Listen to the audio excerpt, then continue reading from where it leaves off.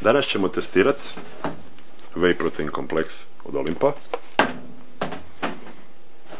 Gold Standard Whey od Optimum Nutritiona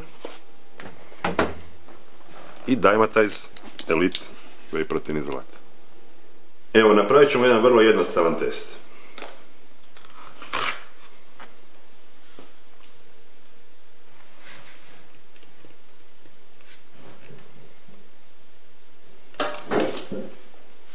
Cijenom vrlo bliski, kvalitetom sad ćemo vidjeti otprilike šta možemo kupcu objasniti.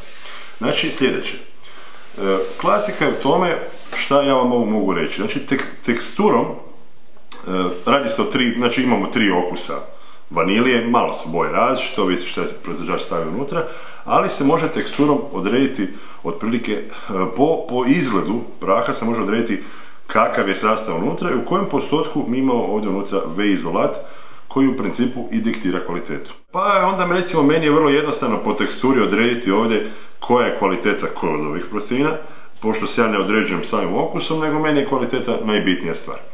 Znači ovdje imamo Optimum koji je deklariran kao whey protein izolat i on bi u svojoj strukturi trebao imati kao broj 1 stavku whey protein izolat. Ona je naglašena kao prva stavka, znači očekujemo minimalno pola ili više izolata unutra. Znači dok je ovdje Dymatize također naveden kao izolat i primarna stavka u njegovom sastavu bi također trebalo biti izolat. I ovdje imamo whey protein kompleks Olimpa, čiji sastav je deklariran, pošto je on evropski, ne američki proizvod, ne evropski, mora biti deklarirano kojem postotku je on izolat i piše da je 30% samo izolat. Znači,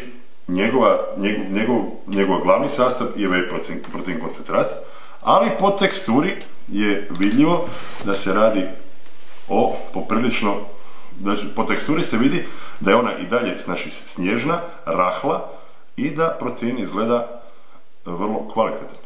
Znači, ovdje imamo relativno pjeskastu strukturu Dymatize, imamo snježnu strukturu znači Optimuma, ali izrazito snježnu, znači izrazito grudvastu strukturu Olimpa. Znači, na vama je da ovo što sam ja vam objasnio prije toga, na koji način se može vizualno otprilike odrediti kvaliteta.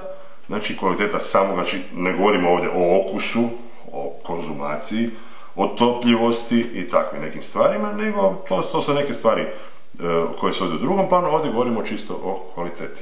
Znači vizualno je prilike vidljiva struktura i vizualno se neke stvari mogu odrediti bez posebne neke analize. Test broj 2, kako bi mogli sami kod kuće, znači vaga, jedna posuda, cirka 200 grama i uzmete isti broj mjerica, znači do 200 grama dok ne napunite, znači nekih 6,5 mjerica od sva 3 proteina koje smo probali i to smo mi isto tako i učinili. Desila se sljedeća situacija, znači puna mjerica izolata, znači od Whey-a i od Dymatize bila je znači bitno teža nego mjerica Olimpa, cirka 20 grama.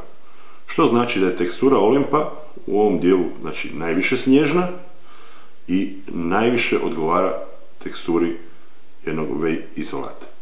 Znači na ovom testu Olimp je po strukturi bio najbliži whey izolatu, znači poslije njega Optimum i na kraju Dymatize. Znači to je nešto što vama predlažem da kod kuće sami probate i sami se u to uvjerite.